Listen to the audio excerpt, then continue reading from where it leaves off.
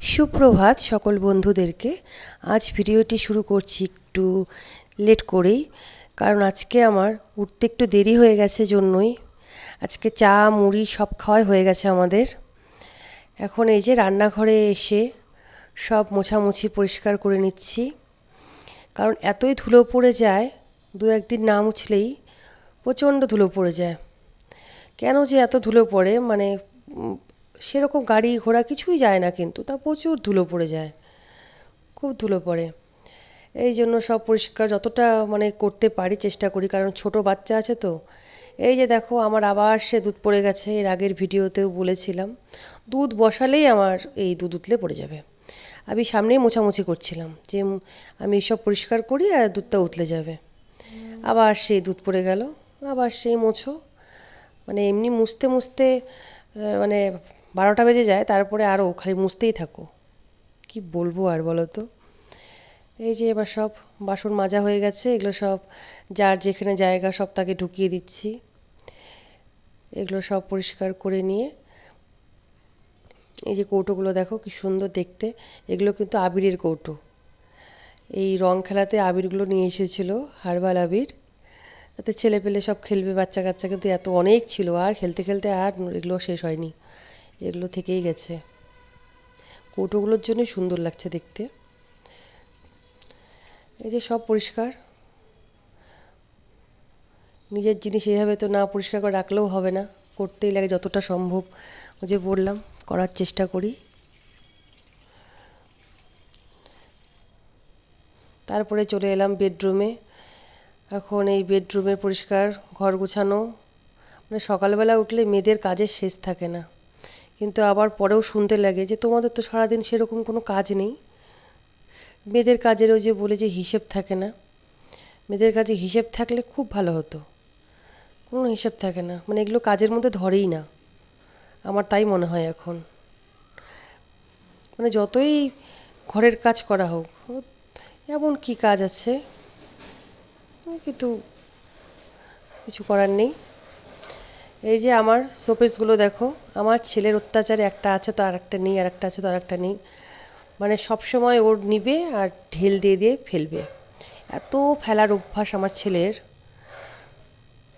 ওই যে আবার যেন কি ভেঙেছে ওদিকে, আমার মা বলছে এদিকে দেখ কি করলো,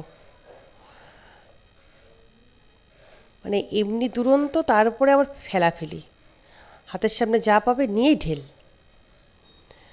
আর কি বলবো বাচ্চা কাচ্চার। যে জানালাগুলো কিন্তু খুলিই না আমি একদম, এত ধুলো পড়েছে, মানে ধুলোগুলো উড়ে উড়ে আমার নাকের মধ্যে আসছিল, মানে এতটাই ধুলা, মনে হচ্ছে যে কত যুগ ধরে যে এইসব মোছামুছি হয় না।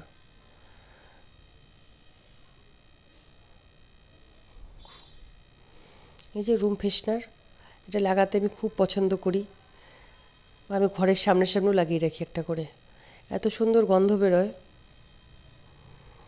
খুব ভালো লাগে আমার। দরজার সামনে একটা লাগিয়ে দিলাম, মানে ঢুকতে সেন্টটা বেরোয় একটা সুন্দর। এই যে ডাইনিংটা পরিষ্কার করে নিচ্ছি, এবার দাদাকে ভাত দিতে হবে।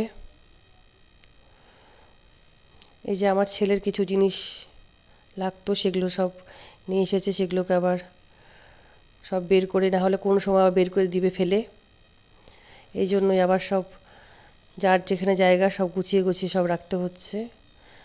মানে ওর চোখের সামনে যদি দেখলো কিছু থাকলো, সোজাই নিয়ে মারবে ঢেল। এমনি অন্য দুষ্টুমি নেই, কিন্তু শুধু ফেলে দেওয়ার সবসময় নেশা একটা।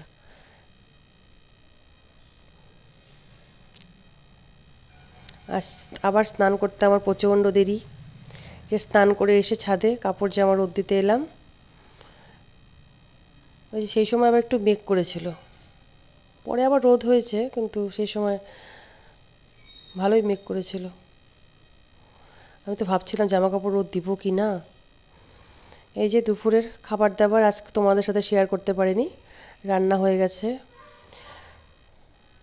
এই যে আমার ছেলে, আমি, আমার মা, আমরা সব যাচ্ছি এক কাকিমার বাড়িতে, আজ মনসা পুজো হয়েছে, সেখানে প্রসাদ খেতে যাচ্ছি। এই যে প্রসাদ খেতে বসে গেছি আমরা। এই যে আমার ছেলেকেও তো খেতেই শিখিনি কিচ্ছু, একটু একটু শুধু দিয়ে রাখি পাতের মধ্যে। এই যে প্রসাদ খেয়ে চলে এসেছি বাড়িতে, তারপরে আকাশে কালো মেঘ করে আসলো, সেই বিদ্যুৎ চমকাচ্ছে, সেই মেঘ ডাকছে প্রচণ্ড হারে। তো আমরা ভাবছি তাই ভালোই করেছি আমরা তাড়াতাড়ি চলে এসেছি, না হলে এই বৃষ্টি ঝড়ের মধ্যে বসে থাকতে হতো। প্রচণ্ড আকাশে তোমরা দেখতেই পাচ্ছ, কালো কুটকুটে মেঘ একদম, আর সেই বিদ্যুৎ চমকাচ্ছিল। সবাই ভালো থাকবেন, সুস্থ থাকবেন, অবশ্যই আমার পাশে থাকবেন। টাটা, সবাইকে বলছি।